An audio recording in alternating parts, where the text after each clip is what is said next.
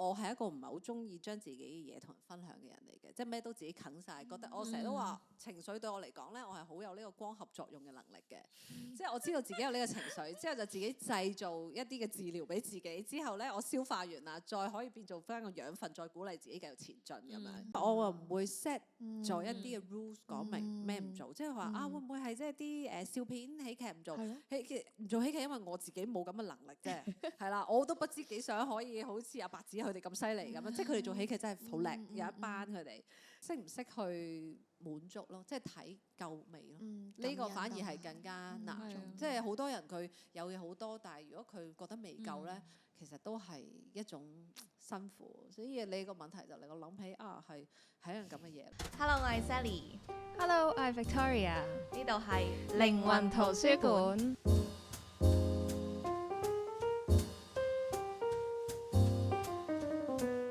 呢個節目咧，我哋將會訪問唔同嘅嘉賓啦，希望同大家分享更加多唔同嘅生活可能性。而呢個節目呢，就係我哋一個全新嘅 community， 叫做好好生活俱樂部嘅一部分。我哋呢個 community 呢，遲啲仲會有唔同嘅線上線下嘅活動，希望同大家一齊探索生活嘅唔同可能性，希望同大家一齊好好生活。咁所以如果大家對我哋呢個節目有興趣嘅話呢，記住 follow 我哋 IG 啦。Hello， 大家好。咁今日咧喺我身邊已經邀請咗一個非常非常欣賞嘅朋友 Jennifer。好鬼老土要講林真真係啦，而家即刻可以 Google 係啦，係即係 Google 就係同埋真誠個真係啦。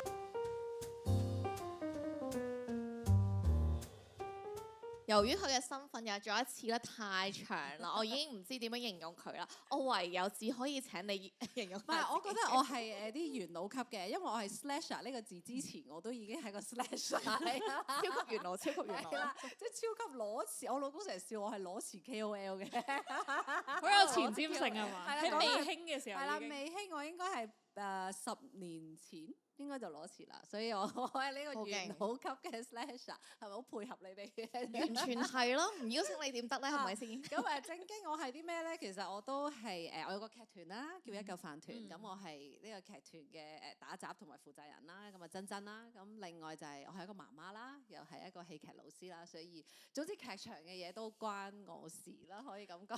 好強勁啊！佢嗰個劇團唔係一般嘅劇團，大家要知道，佢係一嚿飯團，一個每一個人都覺得好尷尬嘅名字。嗱，你睇你哋覺得好尷尬，幾記得啦會。啲團體打俾我咧，佢就唔好意思，你係咪一嚿飯嘅林小姐啊？咁我係一嚿飯團，即係佢唔好意思，有啲人就會講一團和氣啦。咁但係我都唔知人生你年輕嘅時候就會做好多錯決定，包括改呢個名都係一樣啊，即係我哋嘅人生一樣，冇錯，都係咁 random 係咪？係。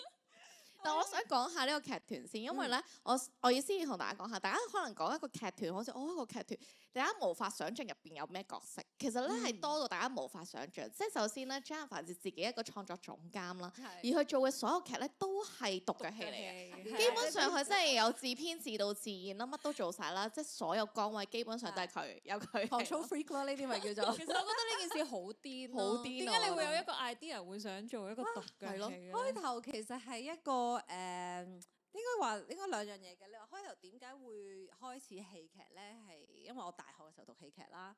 咁但係我翻咗嚟香港之後咧，就冇再做戲劇啦，因為冇人請我啦。大家咁我覺得咁算啦，揾唔到工就人要生存，咁我就去做咗啲唔相干嘅行政工作啦。咁但係做下我都覺得哇，我心裏面始終都係有呢個靈魂喺入邊，戲劇嘅火係啦，即係中意創作，即係無論就算我係嗰時做啲 marketing 嘅工作咧，我都會好似當係 artwork 咁樣做嘅，即係做 marketing，因為你都知你可以搞活動啦，又可以做啲 graphic 啦，咁你就會都當係一種創作。咁我就覺得我始終深處都係創作嘅，咁所以去到一個位咧，我就有一年就話不如我搞個活動啦，咁我唔知搞咩嘅。總之我年頭就同自己講，我今年要做件大事，要用戲劇做件大事，但係做咩咧？唔知，咁我就擺埋一邊啦。咁有得個生命話俾我聽會做咩啦？咁即係隔咗幾個月之後咧，嗰個靈感就嚟啦，就係我因為我嗰時情人節就嚟到，咁我身邊好多朋友仔咧都係啲單身女仔嚟嘅，咁我就覺得喂好慘喎，不如我情人節揾啲活動同佢哋玩啦咁樣，咁但係我又冇可能即係請晒佢哋食飯㗎嘛，情人節又咁鬼貴係咪？要請好多人食飯。係啦，咁我冇請，但係同埋成班女喺情人節出去餐廳食飯呢件事簡直係惹來奇異嘅目光，好似成班即係嫁唔出咁樣，更加唔好啦。咁我又唔想你俾人標籤喎，咁我就諗可以做啲咩咧？就不如搞活動啦。我最叻就係搞活動，咁我就咁啱有個朋友佢係喺工廠大廈有一個地方嘅，咁佢就話啊，我個地方都需要啲活動啊，你有冇咩諗法啊？即係所以有時係好神奇嘅，即係你如果心想做一件事咧，好似 Alchemist 嗰本書咁咧，個世界真係全部遊晒埋嚟幫你，直至到而家10幾年之後，我覺得一件事成咧都係咁樣嘅模式嚟嘅咁所以嗰時啊個場地又遊咗埋嚟啦，個靈感又遊咗埋嚟啦，咁我就諗咁我做咩咧？即係可以做啲咩咧？我就話突然間話我不如我做戲啦，即係我唔識做啲咩，就寫個劇本。咁但係因為你揾好多人演咧，又要彩排啦，又要成本啦，咁我覺得咁不如一個人做啦，咁樣平靚正係咪先？又唔使出糧俾自己，又唔使要太多嘅報警嘅嘢，咁就膽粗粗 base on 我自己對獨腳戲嘅認識，就寫咗個40分鐘嘅獨腳戲，咁就做咗啦。咁人生就係咁樣將你拱咗去一個你冇諗過會發生嘅位置啦。咁嗰次做完啦，咁我本身都係諗住係 one off 嘅啫，咁我冇理由年情人節都劈低我個男朋友噶嘛，係咪？雖然佢好想，因為唔使諗活動。咁但係嗰完年做完之後咧，嗰啲觀眾因為有啲唔識㗎，其實係啲朋友搭朋友，大家見情人節有活動就衝嚟嗰啲咧。咁有啲朋友仔咧，佢有一個完咗之後，佢嚟同我講，我唔識佢嘅，即係佢話好多謝你啊，因為我過咗一個人生最開心嘅情人節。咁佢講完呢句説話咧，我就同我男朋友講，真係冇辦法，我哋年年都真係要做呢件事。咁之後喺第2年咧，我就正式寫咗一個長啲嘅 version，咁就係講緊一個2個鐘頭嘅版本，就正式喺劇場度做。咁之後一路做就變咗我而家係一個做咗10年嘅獨腳戲嘅人咯，咁樣，所以係我真係完全冇諗過。啲人問點解你要去組織一個劇團啊？又或者你有啲咩心思？我冇，其實我真係冇諗過，係個命運推出嚟嘅啲嘢。哇，真係好神奇！但係當時你一開始搞呢一個第一次嘅時候，係你仲有返緊工嘅？係啊，有正職㗎，所以我只能1年搞1次咯，而每次都係啲好細型嘅。咁但係去咗7年，即係我做嘢做到第7年，我就辭咗職。咁嗰陣時純粹係我嗰種感覺話，喂，如果我呢一刻唔辭職咧，其實我未來20年都係做呢份工㗎啦。咁我係咪想咁樣先？我係咪想即係有一日你個孫問你，喂，婆婆你成世人其實做過啲咩好型嘅嘢啊？冇，我打份工打20年咯咁樣。咁我覺得唔得，我要有啲型啲嘅嘢去同佢講。咁所以就嗰一刻就決定，因為又未有小朋友啦嗰陣時，咁得我同我老公，咁就好啦。我記得係我晏晝同老公講，我想辭職啊。咁然之後佢話：你諗下先啦。但係到夜晚翻工去咧，放工我翻到屋企就話我辭咗職啦咁樣。我就係一個咁衝動嘅人。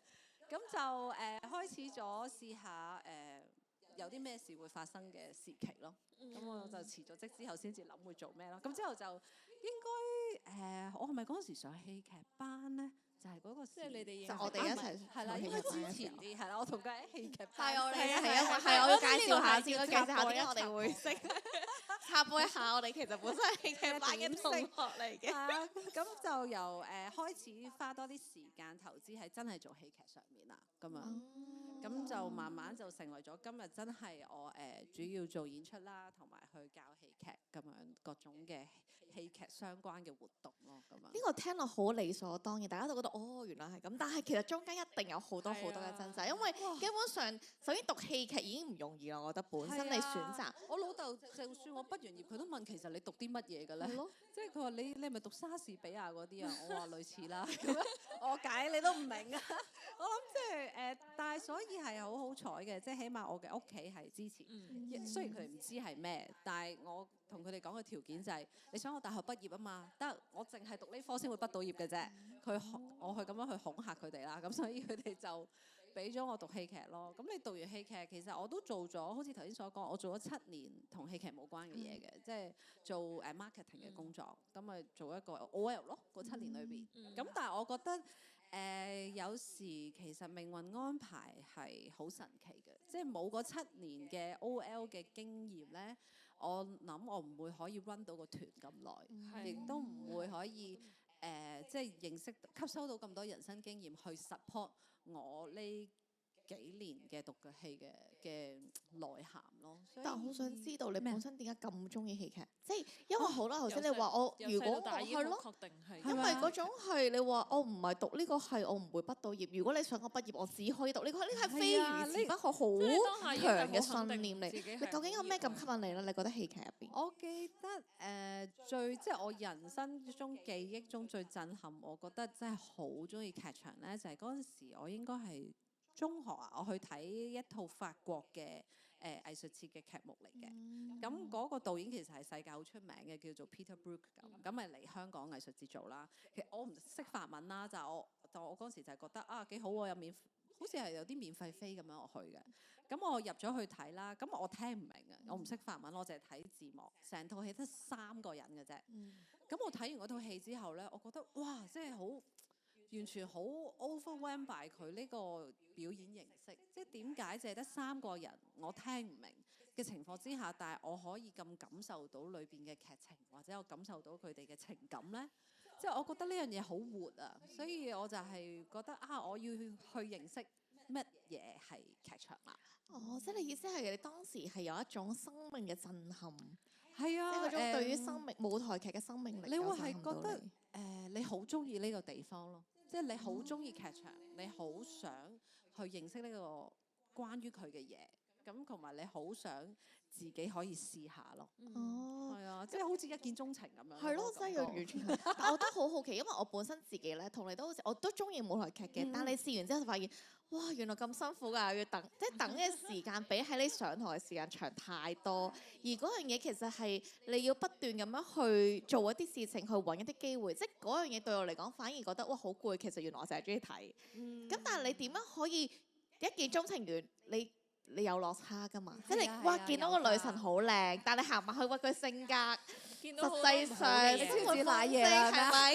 咁我都好想知喎。即係其實戲劇唔係大家諗得咁簡單。哇！即係台上1分鐘當中亦都有好多admin 啊，好多人啊，人上面嘅嘢推廣啊，你仲要自己經營，有好多嘢要處理啊。即係當時我點解選擇冇成為一個全職嘅演員咯？因為你都知道其實做演員你要去好多嘅面試嘅。咁我咧好討厭面試，因為我好唔中意俾人揀嗰種感覺。即係我會個心係覺得其實你憑咩揀我咧？咁自信死啦！拜。係啦，即係我講個真心話啫，唔代表我驕傲。即係我係覺得，即係大家其實都係做緊一件事，你憑咩去話我做唔到咧？咁樣咁，所以我就好唔中意呢個形式嘅面試嘅。咁所以我嗰時就同自己講，我真係唔想做全職演員，因為我唔想俾人揀。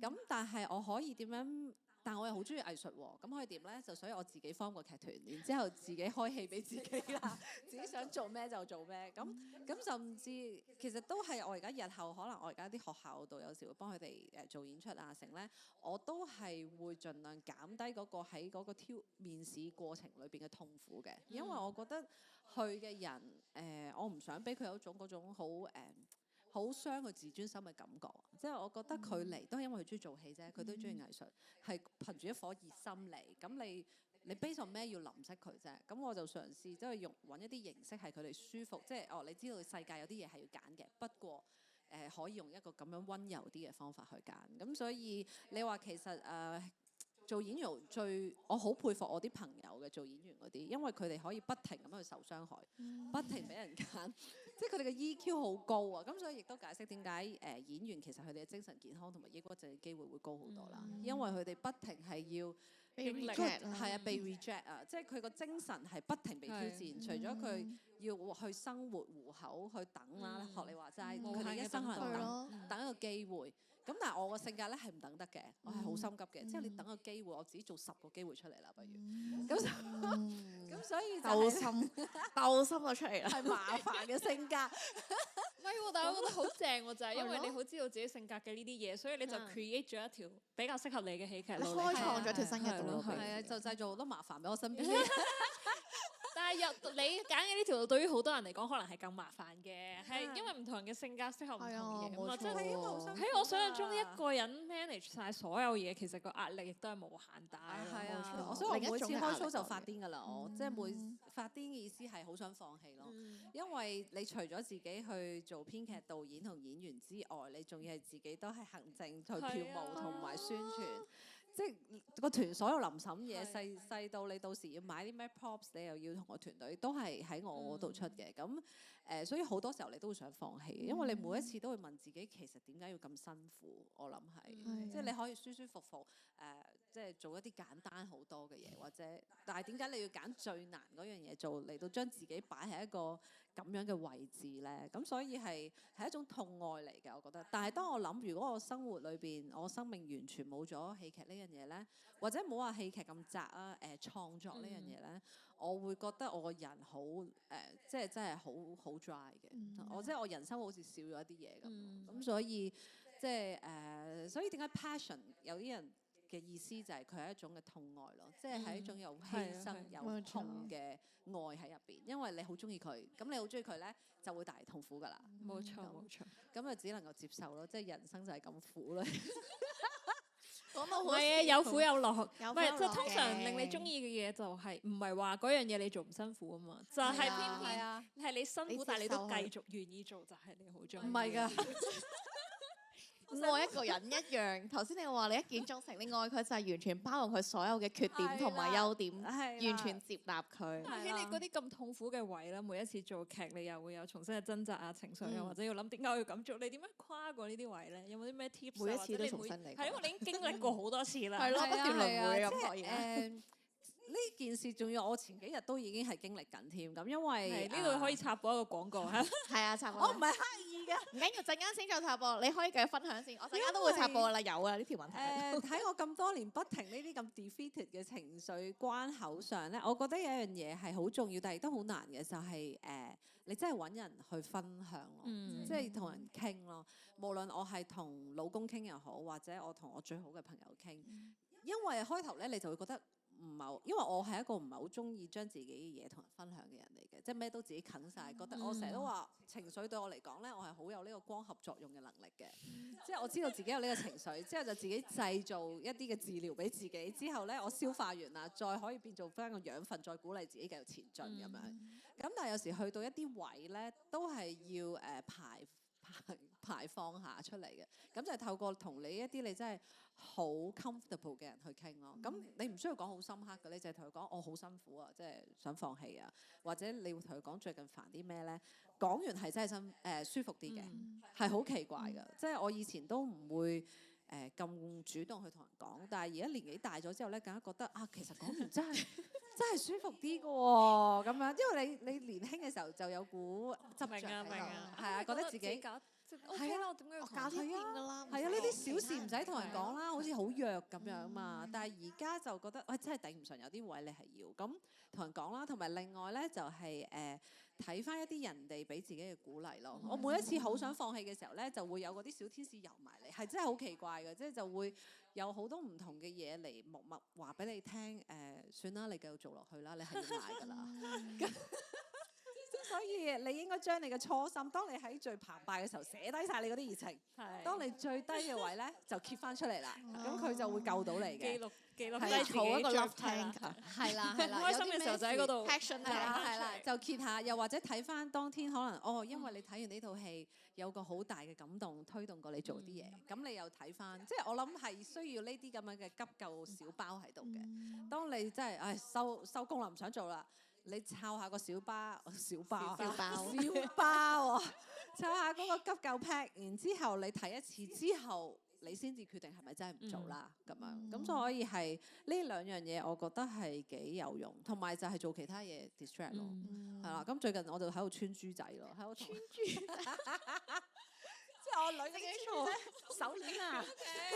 好，突然之間話題一轉，係啊，我冇 expect 過係冇理由畫面咁你覺得係好美麗 elegant 嘢嘛？但係其實就係嗰啲黑色膠珠，因為我女好多，我就覺得喂咁多你掉又唔係啦，咁我有一日就攞起咗嚟穿，穿下上癮喎，因為穿嘅時候我唔使諗嘢啊，咁我就覺得佢係一個我好嘅休息空間咯。咁所以揾一樣你唔使用腦嘅嘢去做都啱嘅，即係例如做運動啦，有啲人會游水我都覺得好嘅，因為我都係諗唔到嘢嘅游水，因為你淨係會顧係專注喺度係啦，你啲 coordination 你唔會再諗好多其他嘢，咁所以對我嚟講你都要去揾一樣完全唔關事，令到你自己放空嘅嘢，係可以幫到你嗰刻個腦停一停咯。咁呢3樣都係我幾常用嘅急救包嚟嘅，呢3個。我想你講。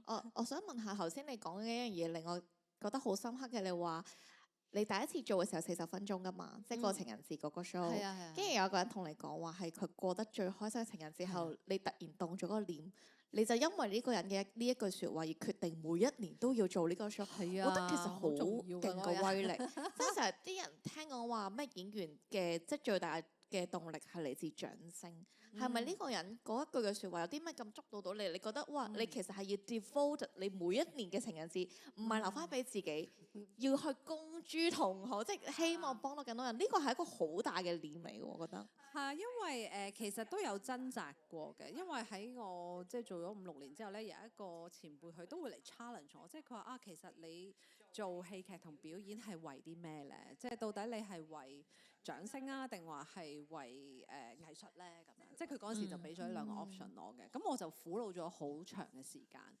咁我就諗係咪即係冇得兩者要並存嘅咧？係咪一定要2揀1咧？咁我就一路諗啦。之後我發現我自己嘅定位咧，其實就係一種兩者嘅平衡嚟嘅。對我嚟講咧，做劇場嘅原因就係初頭話因為我身邊有啲朋友唔開心啊嘛，咁我想去即係氹佢哋又好，幫佢哋有個小嘅comfort 又好，咁所以劇場對我嚟講咧係一個好幫人嘅一個工具嘅方式，一個媒介，一個媒介嚟嘅。所以如果當我有時做啲戲劇係失去咗呢個媒介嘅話咧，我就覺得個意義好似唔喺度啦。即係如果我淨係自己純藝術，即係我自己嘅藝術追求，但係冇理觀眾嘅話咧，咁我又過唔到自己個關，因為我做嘅藝術唔係淨係想咁。咁但係同時我亦都有自己追求美嗰一面㗎嘛，咁你又會想你有一啲嘅藝術嘅要求，但係同時又可以令到觀眾都去明白同埋啟發嘅。咁所以對我嚟講，其實嗰刻嗰個念咧就係我覺得我自己係為緊啲人嗰個嘅使命咯。其實嗰個源頭就係咁樣啦，即係我有個朋友話我個人真係好，呢使命感真係好強啊，成日我自己出嚟咧就要打天下咁樣，因為一句嘅説話堅持咗好多年，可以輕鬆放鬆下咁樣，即係佢話你下下都好似喂嚟日打仗啊咁樣。咁我冇辦法，呢啲係真係性格咯，即係我個人生成係咁咯。我做每一樣嘢都希望有呢一個咁樣嘅即係使命感喺度，就唔能夠點解做呢樣嘢啊？無謂。當然我人生都做好多無謂嘅嘢嘅，咁但係一去到有人嘅元素對我嚟講，就係我覺得係一種我嘅使命去做咯。咁只不過係戲劇我最叻呢樣嘢，所以就用咗戲劇去 serve 嗰啲人啫。咁我都話可能人生唔同階段，有時慢慢唔係戲劇 serve 啊，可能或者係教書啊，或者其他嘢都唔定嘅。總之我大目標喺呢10幾年，我參透到嘅就係我係有個好 serve 人嘅心。咁但係用咩形式 serve 咧，就睇命數啦，即係睇下嗰刻嘅你啦。係啦，咁過往呢10年都係戲劇。咁我唔知嚟緊呢10年會唔會轉啊，定係點樣咯？係啊，咁所以你嗰個念係幾得意嘅。我諗係呢樣嘢 drive 我，亦都係我每一次想放棄嘅時候有再 pick up 嘅原因。因為已經係咪9度重現啦？嗰個戲喺度。我之前係我有有門很快樂，係咯，我們快樂已經做咗9次，我年年都話唔再做㗎啦。但係都係9次喎，係咪會有第10度嘅公演？可以堅持做完件事第10度應該真係唔做㗎啦，真係風封箱㗎啦，係啊。即係啊！我會覺得奇怪就係點解每一年都仲有人嚟睇咯？即係我哋每年我嘅挑戰啦，我哋呢班同學仔啦，真係好好。即係我會係覺得一套戲做咗9年，如果每一年都有人嚟睇，而每一年都有人因為佢而感動嘅時候，咁你冇理由要 stop 呢樣嘢。即係當如果我係即係唔可以因為我一己嘅私欲覺得我唔想再做啦，咁樣做咗9年啦，但而去扼殺咗一啲可能呢個古仔仍然啟發到佢哋嘅機會咁樣。係啊，咁所以，但係我就話做10次真係唔好做啦，封箱啦，我唔想50歲都仲做緊嗰個角色，做咗20年嗰個角色點搞啊？係咯，我做咗10年覺得夠㗎啦，角色。咁我延伸講下你其他創作，因為即係學你話齋，你作為一個咁中意創作嘅人，可能你做一個角色咁耐，你都會悶啦。咁我都知你有其他創作，包括嚟緊啦，有一個新 show 啦，係啦，呢個時候有一入廣告先咁樣啦。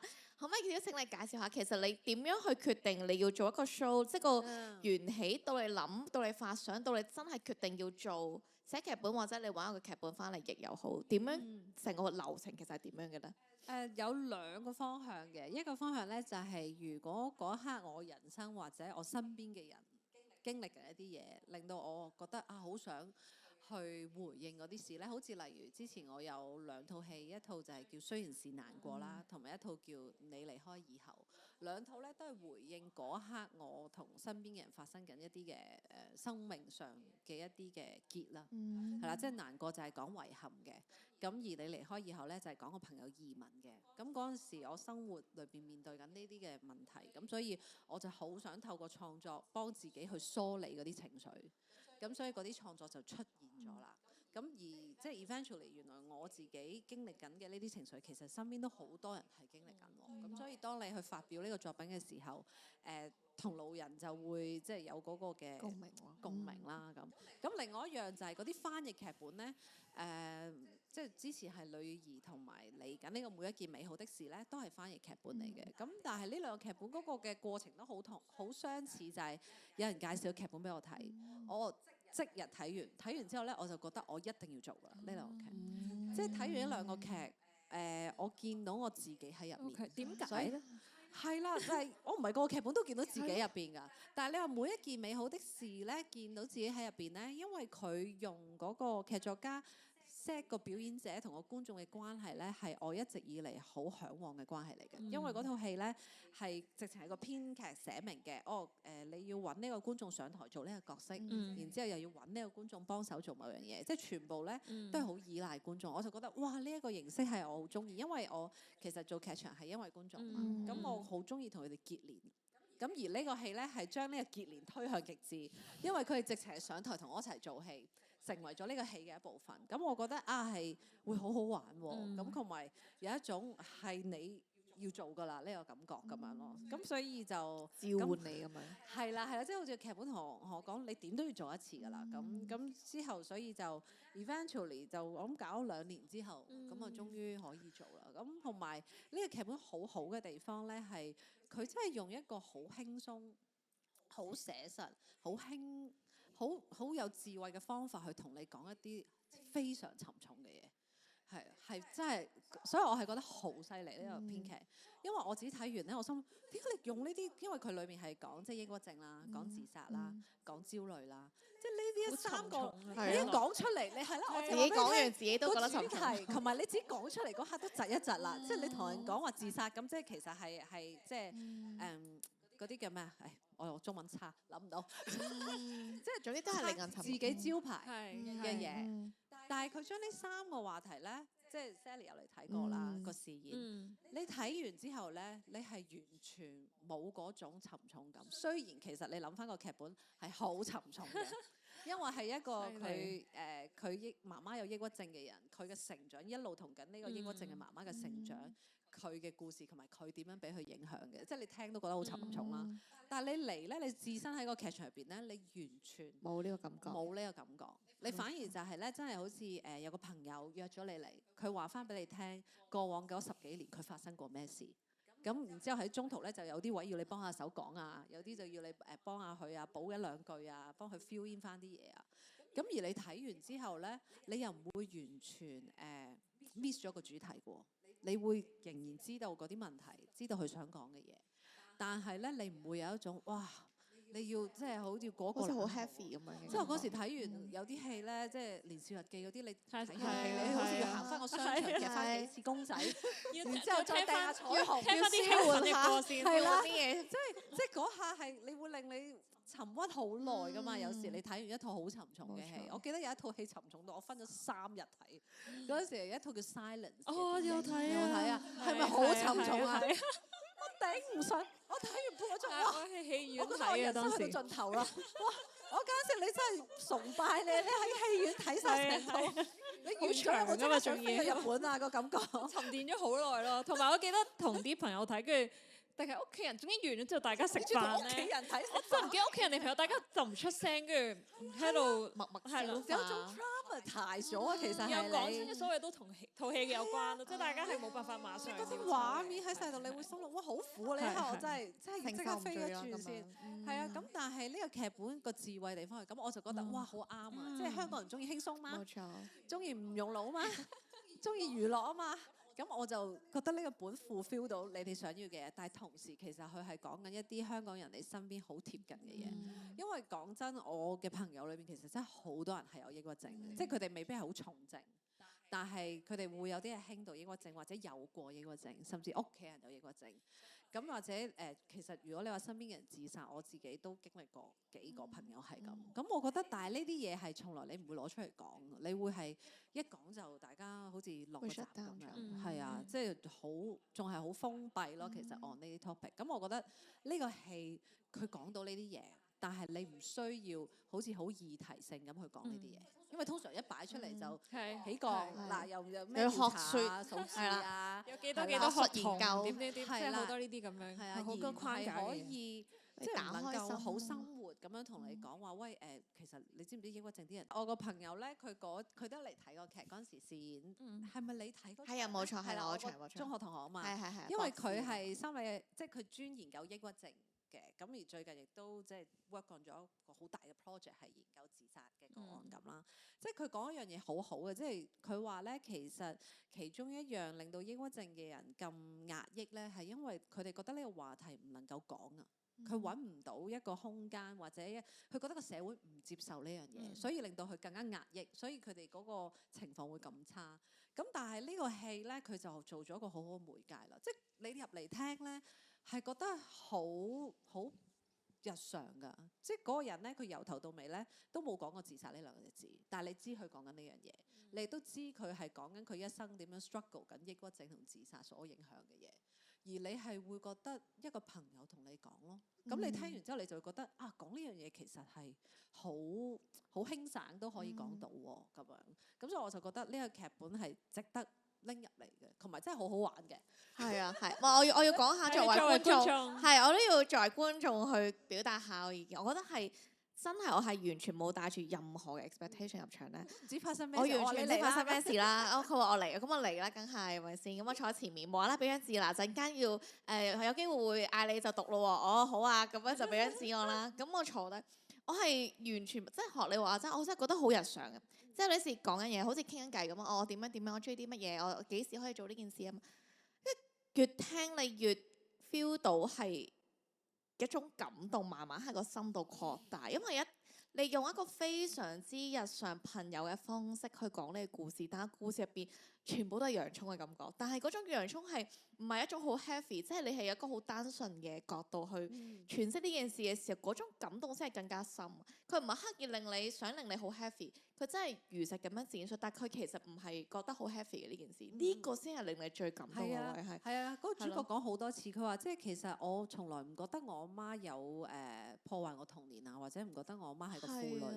係啊，佢話我完全冇咁講過，即係你真係好似係聽緊一個第一人生佢經歷緊呢件事，然之後佢話俾你聽，你諗嘅嘢其實唔係咁樣嘅，咁樣同埋即係好似你頭先講起佢咧，因為裏邊嘅嘢係好日常、好平淡，反而咧令到你好降低咗嗰個 gate。你會一路去聽，咁你一路聽嘅時候咧，你好結連到其實你自己身邊所發生嘅嘢，係因為每一個人都會經歷嘅。佢講緊佢嘅成長之後拍拖、結婚、離婚咁，同埋之後再人生嘅挫敗啦。係咯，翻到去一個好似所謂嘅歸零咁樣。嘅地方嘅時候，而佢係冇戲劇化嘅喎，成個古仔。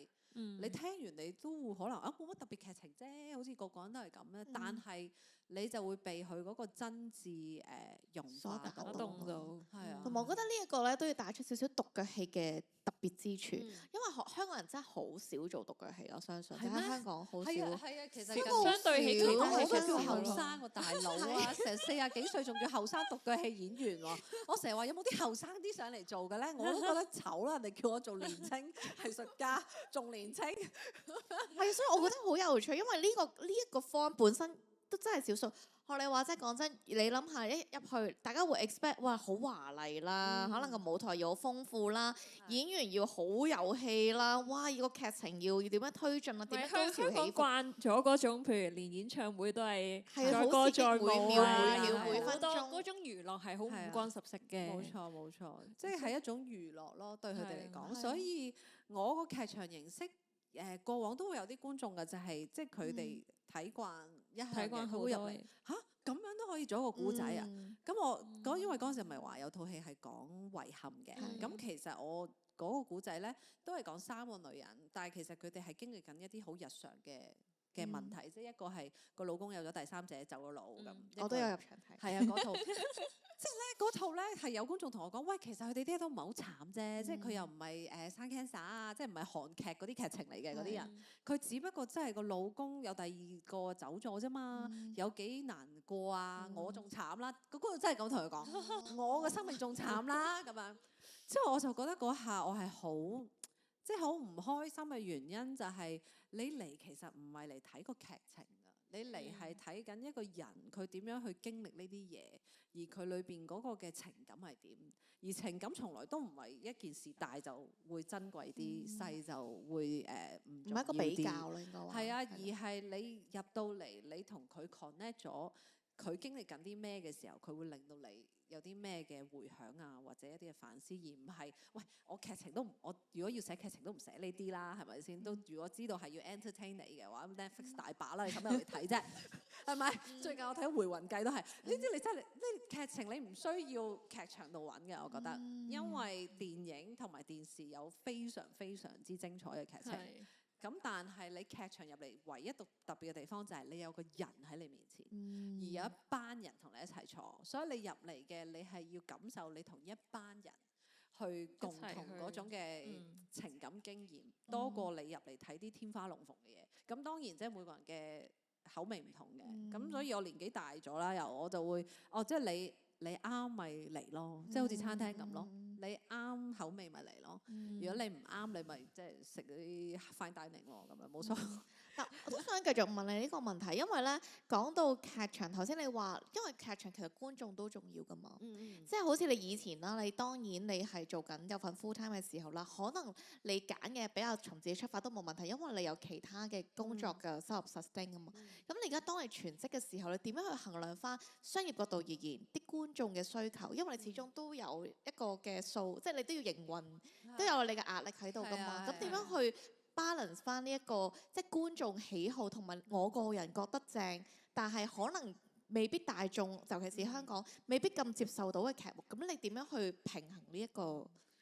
我要自己犧牲咯，因為可能例如我其實係好中意做啲實驗劇嘅，即係非常實驗性。而我老公呢啲話咧就 stop 我，因為其實咧擺出嚟就知道個票房會係一個考慮嚟嘅，即係個大眾未必會 appreciate，或者甚至睇慣你嘅觀眾佢唔會睇呢啲嘢，咁佢因為咁可能你流失咗觀眾，咁所以係有啲時候我要妥協咯，就係咁好啦，我揾一啲個觀眾會係OK 嘅題材。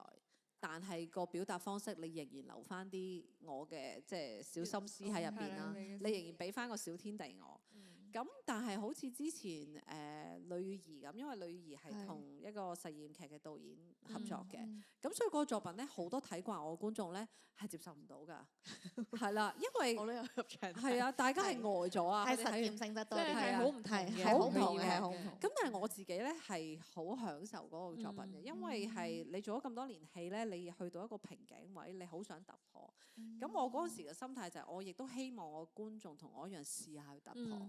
即係同我一齊去成長。即係我而家決定要成長啦，我唔想你仍然喺我 BB 班，你都試下呢啲嘢啦咁樣，無論成功失敗都好。咁所以我嗰時係有一種我好想我啲觀眾同我一齊成長。咁當然有啲佢成功成長嘅，佢睇完之後又覺得啊幾得意喎呢啲嘢，咁佢會繼續睇。有啲就每逢你同呢個導演做嘅嘢咧，我都唔理㗎啦咁樣。係即係有啲真係咁同我講，即係見到你咁樣，所以我又覺得係都冇辦法嘅。有時係當你只係個選擇去到邊個位你唔再妥協，或者邊個 project 你選擇任性咯。我諗你都有個 boundary 嘅，即係你個妥協都係底線喺度，係啦，有個底線喺度，你都好清晰。即係如果太違反我嘅，係咯，太違反你應該又唔會，我就唔做㗎啦。就盡量可能又或者可以好似你之前咁得閒就試下再實驗下，跟住又做翻啲可能大家會容易接受。有冇啲咩底線你係唔 break 得嘅咧？你覺得你最底嗰條底線係點樣咧？你覺得對你嚟講喺個劇場入邊有啲咩準則或者價值觀你係覺得？即係一定要符合呢個，否則係唔可以做嘅。其實都又可以咁講，如果我係唔做，我真係好睇個 context 嘅，因為我覺得每樣嘢如果個藝術品嚟到我手咧，我都可以變到佢係一啲我想要嘅嘢嚟嘅。咁所以我唔會 set 咗一啲嘅 rules 講明咩唔做，即係話會唔會係即係啲笑片喜劇唔做，唔做喜劇，因為我自己冇咁嘅能力啫，係啦，我都不知幾想可以好似阿白紙佢哋咁犀利咁樣，即係佢哋做喜劇真係好叻，有一班佢哋。咁我想我有我自己呢啲嘅能力，咁係因為我冇呢個能力先唔做啫，就唔代表我覺得嗰啲有一種潔癖喺度唔做嘅。講真，就算你話做老人家做粵劇，即係或者一啲係即係大眾所謂大眾啲嘅商業劇，我都唔會係有一種跌喺度嘅，因為我覺得藝術成日個可能性係好大嘅，你可以將一樣嘢變到另外一樣嘢，咁只不過係係你嗰刻覺得佢得唔得咁樣咯，即係好複雜，我好難覺得講一個 rule 出嚟，因為我冇咁 set，我覺得。我可以嘗試睇下我轉唔轉化到佢嘅。咁如果去到嗰一刻，我覺得真係唔得啦，咁我咪就唔做咯。咁樣係啊。咁你有冇試過經歷過好掙扎做唔做？定係通常你都好快會決定到？係啦，決定到咧。我咧因為即係咁多年都有好多古靈精怪嘅 idea 嘅，但係我嗰個理性嘅老公就會即刻跌咁樣。即係老公係你好大幫手。係啦，即係佢就會有啲話你唔好做呢啲嘢。唔係真係好 sweet 嘅，講真喺個旁觀。其實呢個係好好嘅配合啊！即係佢做衰人咯，佢不停，之後我就會先 ban 咗你先，就即刻嬲爆佢一日咁樣啦。之後等你唔好試錯得太。係啦，即係佢都係想保護我啫，咁樣即係等我你做咗出嚟，到時你啲觀眾全部 O 晒嘴，你咪仲傷咁樣。咁所以佢反而你未去到嗰個位就跌你。咁亦都可能有啲人就會話咁係咪因為佢跌咗你就限制咗你嘅藝術發展啊咁樣？咁我都會有咁樣諗過嘅，即係可能如果我有時堅持做我覺得好實驗性嘅嘢，會唔會就可能闖到條路咧？有個突破係啦，咁但係都係歸翻去點解我做戲劇嗰樣嘢咯。即係如果我可以做到呢啲好突破嘅，我嘅藝術成就可能真係好高嘅。但係我已經冇咗批觀眾喺度啦，冇咗 serve 啦。咁我留喺劇場係咪仲有個意思咧？即係咪我自己想做嘅劇場咧？咁樣咁我又會答翻自己又唔係喎，我嗰個係真係好老土嘅一個 intention，就係想有觀眾。我想有佢哋喺度，唔係因為我想佢哋即係讚賞我、肯定我，我係想我可以有機會去憑住嗰個微小嘅嗰2個鐘。去啟發佢一啲嘢，係啦。咁因為講真，後生都可能會係好介意觀眾嘅認同嘅，但係你做咗咁多年咧，你去到個位其實已經唔 care 啦，因為你老了係嗰種咧，你好化修練。你諗下你真係化，所有嘢都係。係啊，你好，我都係咁啫。你好開心做一個戲啦，你就算做到好大，咁但係其實1個月後佢已經唔記得你㗎啦。或者佢1個禮拜之後都唔記得自己睇過啲咩啦，咁你又何必執着佢嗰一刻咧？即係你即係但求嗰刻開心過就算啦。人越大越係咁樣㗎，所有啲嘢所有啲嘢追求其實唔使太大起大落㗎。係啦，冇錯啦，即係以前你會覺得哇我就要追求嗰下被稱青讚，合永永流青流史，係啦而家就係淡淡然生活過得去就好啦。係啊，即係嗰兩個鐘大家開心啊！你憎我都係憎我2個鐘，中意我又係中意我嗰2個鐘啫。咁不如大家好好去過啦，嗰2個鐘。好來好去啦，係咪啊？係啦，咁樣可唔可以問下你？譬如你排緊你嚟緊11月嘅每一件美好的事係啦，每一件美好的事入邊最大嘅困難或係乜嘢？又或者挑戰因為可能即係譬如一般人啦，甚或是我啦，對於劇場認識有限啦，即係要排一個咁樣嘅獨腳戲，其實係要用幾耐嘅時間，或者你個準備功夫最困難嘅位。呢個戲係更加特別嘅。過往咧，咁可能其實我排戲排1個月，咁每日都排4-5個鐘，咁就 OK 㗎啦。咁但係呢套戲咧，頭先我都有提過啦，佢有好多觀眾參與嘅部分，所以其實我講排戲咧係唔 work 嘅，因為我排戲唔通點咧，我就幻想到時觀眾會講咩，再幻想去做咩咧，咁我又覺得太過公式化啦，因為其實你到時發生咩事係唔知嘅，咁我反而就係要 train 我自己點樣可以到時發生咩事咧都食咗佢，係啦，臨場發揮。係啦，咁我臨場，因為你真係好即時嘅。係啊，嗰個現場即係真係 train 咧咁，就係咧一個好實際嘅方法咧，就係我而家揾咗好多分享會嘅，咁我就喺啲分享會裏邊咧做好多選段，咁就係透過好多唔同嘅人同我做呢啲分享會咧，我就可以 train 到，當你面對住唔同奇形怪狀嘅人嘅時候，有啲唔知係啦，咩嘅時候你點樣去反應同埋接收？而另外就係咧，透過呢啲分享會咧，我參透嗰個道理咧，就係我其實要非常專心，同埋我要非常享受嗰個觀眾嗰刻做嘢嘅嘢。咁即係簡單嚟講，我就係要好 focus 去嗰刻聽佢講嘢。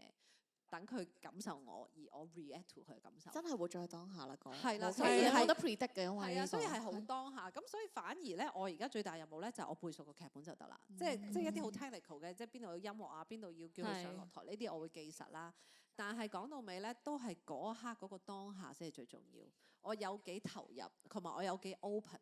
即係好似 Sally 嗰場咧，嗰個做我老公嗰個咧係好好笑啊！嗰個係我完全 expect 唔到，即係因為我一路個腦咧前設呢個角色係一個好被動嘅書蟲嚟嘅，好有火花。但係我嗰日揀上嚟嗰個咧係超級進取嘅死僆仔，我亦都冇諗過佢會咁進取嘅，咁所以咧你就俾佢 surprise 咗。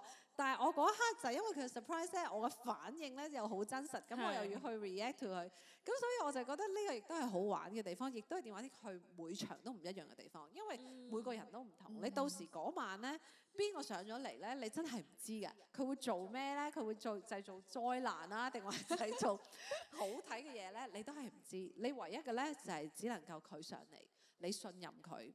佢講嘅嘢，你同佢有交流，你亦都希望你嘅真感情可以融化到佢，抽盲盒咁，我覺得係啊，好刺激㗎，好刺激啊！所以今次呢個彩排就同我過往好唔同嘅，我就只能夠就係不停提住自己啊，可能我對住觀眾嘅時候，我點樣再少啲前設啊，嘗試聽多啲佢講嘢啊，同埋嘗試 stay 入戲啲嚟到去感染佢啊，係呢一啲嘅 skill 咯。我突然間想講啲好老土嗰啲咩劇場如人生咁樣，我聽到你頭先講嗰啲嘢個感覺，Sally 有睇過你好老土，我都真係我冇睇啲咩人㗎。啊。係聽你講就係，哇！你唔知會遇到咩人，你就所以你就決定咗咧，就專注喺個當下，準備咗自己最基本嘅啦，跟住你就其餘嘅啦，係啊，啱嘅，冇錯，你講得好啱，形容得好好，雖然老土。都係做人都係咁嘅啫，即係你每一日諗太多計劃，你都點解同我諗嘅嘢唔同嘅？因為我反而如果我練得太多自己嘅想像前設咧，係限制咗我嗰一刻同佢嘅溝通。即係我會心諗，喂，我彩排嘅時候諗個觀眾係會咁答我嘅喎，你而家冇咁諗喎，跟住點啊？咁點算啊？咁其實已經令到你嗰個質素下降啦，因為你就係會慣咗，喂，佢唔係我所預期嘅反應喎，咁你已經去咗嗰邊，而唔係佢嚟咩你就 react。其實今次呢個彩排過程都幾得意，都係好似人生咁樣嘅，即係你預期太多嘢咧，反而就令到你 enjoy 唔到嗰一刻咯。即係我老公成日都笑我，喂，你係一個喺 A 諗緊 B，喺 B 諗緊 C，喺 C 諗緊 D 嘅人，咁你幾時喺嗰一刻咧？咁所以我覺得今次我彩排就同埋個創作方式都係，豁出去啲啦。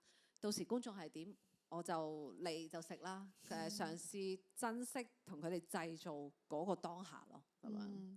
咁講起頭先你話妥協呢樣嘢啦，頭先即係現實同埋藝術之間嘅妥協啦。咁我哋人生入邊都仲有好多範疇噶嘛，除咗戲劇之外，因為我知道咧，其實咧佢好似講到好勁咁，其實佢有2個小朋友啊，嗰個師奶嚟嘅，好勁個正職係係啦，睇唔出可以完全睇唔出。咁你點樣可以平衡？因為你排戲即係諗，其實都要用咗好耐時間。即係你唔好話你做。同埋我記得頭先有個位你喺度講話，譬如自己如果面對啲壓力啊嗰啲，你會要抽離一下。即係我成日都會想像，哇！你有2個小朋友，其實你會翻到屋企已經有好多嘢要處理啦。你要處理佢嘅情緒啦，你已經將自己情緒擺到最後。係啦，比起一般人更加難抽離嘅喎，可能。係啊，所以我成日都話咧，即係好多訪問都問我㗎啦。即係一個媽媽點樣可以得到兩邊平衡咧？我話一世都唔會平衡㗎，我想同你講。即係你永遠咧都係喺度搖嚟搖去，搖嚟搖去，因為你永遠都喺度咧。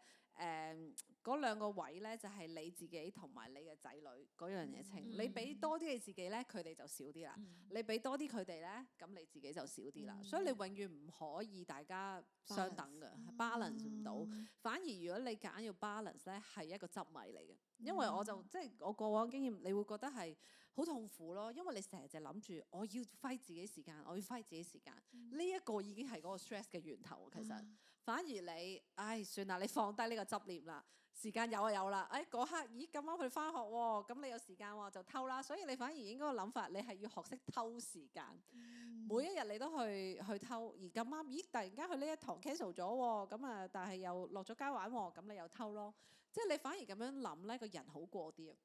你成日咧精神式咁樣去想為自己揮啲時間咧，我發現係徒勞無功嘅，因為你講真，你生咗2個小朋友出嚟，其實佢哋嘅生命喺你嘅手，而你作為父母，你係好愛佢哋嘅，你好想將即係 maximize 同佢哋相處嘅時間，咁所以你好難會做得出個決定，就係去 cut 佢哋嘅時間嚟到俾自己，因為你都知啦，其實一個小朋友青春期就唔理你噶啦嘛，佢有嘅可能就係個12年，係咪？我哋個個都青春期過啦，嗰12年又變化得好快，係啊，就係嗰12年啦，12年之後佢唔理你噶啦，咁所以即係極端啲講啦，都好乖嘅好多都，但係你就犧牲，其實犧牲咗12年嘅啫，去到中學咧，你都想佢有自己嘅生活同自己嘅成長啦。咁所以你就算啦，你12年裏邊你咪犧牲下咯，亦都唔係一個犧牲啦，因為即係佢係你愛嘅嘢嚟㗎嘛，係你願意去付出嘅。咁所以我真係呼籲個媽媽唔好夾硬揮啦，唔會達到嗰個平衡㗎。一定所有嘢都係有得都有失嘅，即係又係嗰個睇得好化咯。你接受咗咧，反而你有心舒服啲，因為你知道OK 啦，今晚我又冇咗㗎啦，因為佢2個喺度，我要幫佢做功課咁。咁你只能夠諗咁我做完功課之後睇下仲有咩空白時間咯。即係當佢2個喺度打機啦，咁你就可以，咁我就可以自己喺度穿豬仔啦。我而家就係你就係咁樣偷咯，咁所以係一件咁樣嘅事咯。可能佢哋2個都係你好好嘅戲劇對手咧。頭先講係你都係盲盒咁樣 randomly 佢哋答你啲問題，然後你盲盒咁樣你 randomly 要再當下回覆佢哋。佢哋就係啲 inspiration 嘅 training 嚟嘅喎，同埋佢哋係我嘅靈感。係咯，因為你有小朋友之後咧，你其實好難得你有一個機會可以重新活一次。你由一個人0歲開始再活一次，咁我覺得係好 amazing 嘅，即係我哋細個唔知自己細個係點。係啊，當你或者你好第三者咁睇，原來一個人佢0歲至到一路成長係咁樣轉化嘅。咁可能有時咧，佢會俾到啲啟發你，你就明點解今日你會成為今日呢個你。你會睇翻又會睇翻到多啲自己。係啊，你就會明即係原來一個人佢嘅性格係咁樣形成嘅。或者佢嘅諗法，佢嘅價值觀係咁形成嘅，咁你就會諗翻，即係可能我自己都係咁樣，所以係好 inspirational。即係有時睇佢哋玩啊，睇佢哋講啲對話啊，係好有啟發性嘅。即係我都幾中意聽佢2姊弟自己喺度亂噏嘢嘅，因為講嘢好好笑㗎，真係。咁但係你就會覺得即係原來佢哋係咁諗嘢嘅喎，你就發現原來你細個嘅時候都係咁諗嘢嘅喎。咁點解而家發生咗咩事，你個人變成咁咧？咁樣係啦，咁係幾得意嘅一件事。所以成日都話小朋友係我哋最好嘅老師，唔係有個講法又係咁講。冇錯，或者你永遠諗 be like a child，即係嗰件事就簡單好多，然後你又有個新嘅即係睇法咁樣。媽媽冇咁苦惱啦，同佢一齊玩。係啦，佢哋成日都話你點解成日都要去做嘢㗎咁樣，所以但我覺得你都好厲害一點啦，即係頭先你咪話雖然你睇得好淡啦，跟住我個仔覺得算啦，都係 go with the flow。但係你都俾好多挑戰自己，我知道。除咗劇場以外，例如我無啦啦碌下 IG，竟然幾多你走咗去選呢個健美小生，完全係 mind blowing。點解你會有呢個嘅？你係本身有做開呢啲健美嘅？冇，好神奇。點解你會無啦啦有呢個決定咧？其實係因為40歲嗰陣時，即係咧我就覺得我想40歲之後咧，每一年我都要做一件特別嘅事，令到自己人生冇咁枯燥。係啊，我就 set 咗一個，總之每一年都 set 一樣特別嘅嘢啦。咁你好犀利，由你一開頭話咩？你嗰陣時一開頭話要做翻戲劇，係咯，你就係做件大事。你而家都係做件大事，打仗咁樣噶嘛？嗱，你咧就要每年做一件特別嘅事。但點解會健美？聽落好似好搶喎呢件事。咁我就係嗰陣時，其實我本身做 gym 嘅原因就係因為我之前3年前做一個戲咧，做完之後我整親條腰。咁我老公就不如你去開始做下啲weight training 啦，等你冇啲肌肉發展好啲，唔好咁容易受傷啊。咁所以我就開始咗要去做 gym 啦。咁啊即係去舉下嘢，希望我可以好翻，同埋就冇咁容易冇咁脆弱啦啲。咁之後就做下嘅時候咧，我啲教練喺度撩我，喂，你去比賽啦！我比賽傻㗎，我唔想變到一嚿嚿咁樣喎，係咪？即係大家印象就即刻醒起嗰啲，哇，一嚿嚿嗰啲，我話點啊？一來我自己又唔中意咁大隻，係咪？二來我亦都唔覺得我自己做到咁。但係我教練話唔使好大隻㗎，其實細隻都得㗎咁。但係咁我冇理佢啦，佢講咗好多年，我都一路唔理佢，講咗2年。咁但係之後咧，去到我41歲，我就諗今年要做咩啦？咁我仲未有靈感喎，因為我40歲嘅時候就考咗車牌啦。咁41歲嘅時候就諗死啦，要做咩咧？咁樣咁，但係我教練又口痕問我啦，咦有比賽喎，俾唔俾啊？我話我得3個月，得唔得啊？佢話得，3個月得，我3個月就得啦，咁兒戲嘅咩你哋？佢話得，3個月得㗎。咁我話咁好啦，咁咪做咯。我覺得你好，仲要佢攞獎，你知唔知道？我3個月，我真係要強調，參加已經我太好強勁，新係啦，參加已經好強勁，佢仲要我永遠都唔會答應。我係好後悔嘅，答應完之後，真係因為我中途有諗過放棄嘅，即係我人成日都係咁嘅，好衝動應承咗一件事之後就好想放棄啦，因為係好辛苦啊。其實去到中段咧，我就先至發現原來呢一個係一個健美比賽嚟嘅，即係咧。你知自己參加咗啲咩咁？即係健美比賽咧，即係其實係選美嚟嘅。係我話無啦啦做咩選美啊？咁我就覺得即係原來我係要企喺度俾人評頭品足嘅。咁我就好淆底啦，就想退出啦。咁但係我教練就話唔好啦，即係佢用咗好多方法去說服我唔好退出啦。咁我話誒是但啦，試下啦，我可能到時都會退賽㗎咁樣。咁但係當你做落嘅時候咧，慢慢就咦又好似有啲起色喎。咁同埋又覺得唔係咁難受啫件事。咁咪最後都係有照去比賽，但係係好辛苦嘅。我話人生做一次就夠㗎啦，呢啲嘢試完就算啦咁但係即係頭先我呢個諗法又令我諗翻起，即係嗰套每一件美好的事裏邊有對白係近排好幫我嘅。我諗其實 struggle 緊人都係好啱用嘅，就係佢話有啲嘢慢慢係會好嘅，即係雖然佢未必好似你想象中咁，但係佢總會好嘅。咁我呢排咧就成日都係俾呢一句嘢去鼓勵我，即係頭先我健美經驗咧就諗起都同呢句對白好似。我嗰時真係好痛苦啊！我每日都有每次去 gym 我都同我教練講，我未必會參加㗎，我照嚟嘅啫，因為我俾咗錢，但我未必會參加。每日都同自己咁講。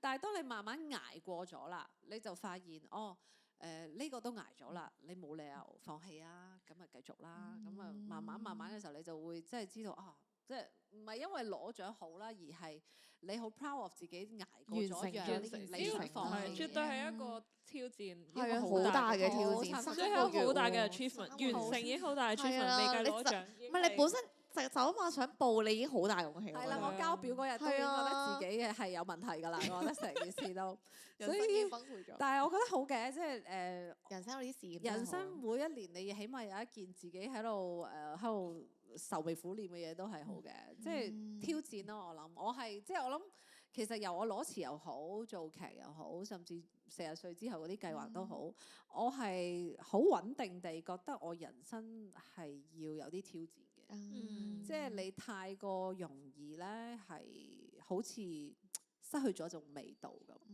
而你其實有挑戰原因咧，亦都係我諗我係內在成日都好想我人生不停咁成長。當我感受到我自己停咗一個位咧，我啲感應系統就嚟㗎啦，我就會感覺到唔對路。就正如我嗰時攞詞一樣，我覺得喂做咗7年唔對路啦，你會見到未來其實一片光明，你會好穩定嘅，你一路升上去嘅啫。但係你係咪想咁咧？你嘅人生就係咁噶咯喎，flat 咗喺度噶咯喎咁。而家你覺得你係咪過緊你嘅理想生活咧？如果唔係嘅話，你嘅理想生活又係咩呢？冇出嚟。即係咧，你呢條問題咧係令我嗰個第一個反應咧，就係即係其實人嘅慾望咧係無限大嘅。你去到一個位，你又會覺得唔夠理想；到你達至咗目標，你又覺得未係理想，所以係好難去 define 即係 ultimate 你個理想生活係咩嘅。但係我就係只能夠可以講話，我好滿意我而家嘅生活咯。即係因為我可以同我屋企人相處到，即係仔女又好乖咁，即係老公又好咁樣。咁同埋就係你又可以做到你自己中意做嘅嘢，即係我做到劇場啊、教到書啊，同埋當我有嘢想做嘅時候，我做到。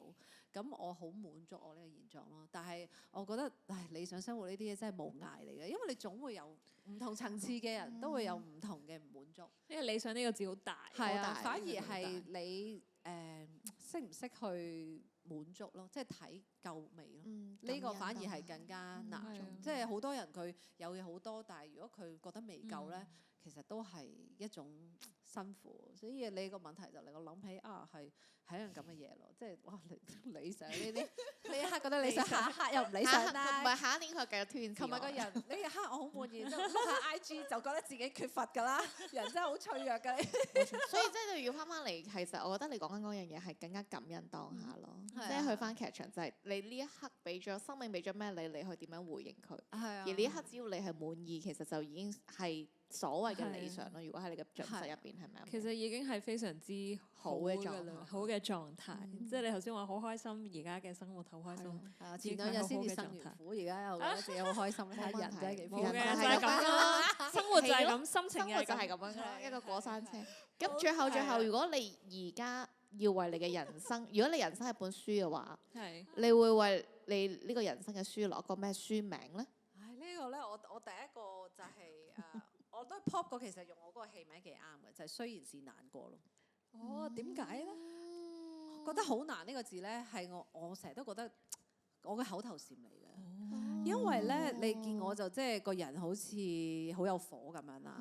但係其實咧，我有火做完嗰樣嘢，當要維持咧，我嗰個覺得好難嗰個咁樣嘅小劇場就會出現嘅，就想放棄，好容易想放棄。我係一個好容易想放棄嘅人，但係咧個放棄念頭出現，但係我係唔俾佢發生嘅，所以就我好想放棄，唔想做啦。咁但係隔2日之後，是但啦，繼續做啦咁樣。咁所以其實我都成日同我身邊人講，我一生咧係好難嘅，即係咧我一定要靠好努力、好努力、好努力去做一啲嘢咧，先至可以有少少舒服嘅。咁但係雖然係好難過啦，咁但係喺裏邊其實開咗好多花咯。咁所以如果你要我真係諗個書名，我就諗起就雖然是難過咯，係咯，就係咁樣，好苦㗎，即係嗰種係自己攞嚟嘅苦又好，或者係你好多嘢想做，其實亦都係一種苦咯，因為你嘅人慾望太大，你話齋係啦，即係慾望太大。係咯。即係喺外人眼中，你都已經跨過咗好多難關。即係嗰啲嘢都唔係淨係你覺得難嘅，我諗所有人係咯，你任何人無啦啦要3個月去考個健身都應該係難嘅。即係劇場，即係要自己的起一個心肝，都唔好話做獨腳戲啦，而係要 keep 住堅持做一樣喺香港呢個環境入邊係非常。香港真係好中意觀眾，即係我覺得如果最美好嘅一日就係啲人，如果佢哋唔係因為明星而入劇場嘅。咁而係因為個戲或者個題材入劇場咧，咁我覺得就係好有希望嘅一日咯。希望會快啲到呢一日。記得留意一個法團，下禮翻你出嚟。好，今日好多謝 Jennifer 同你分享咗咁多咁美好嘅事啦。多謝，期待你11月嗰個演出順利。好多謝。好啦，我哋今集就到呢度，下集再見。拜拜。拜拜。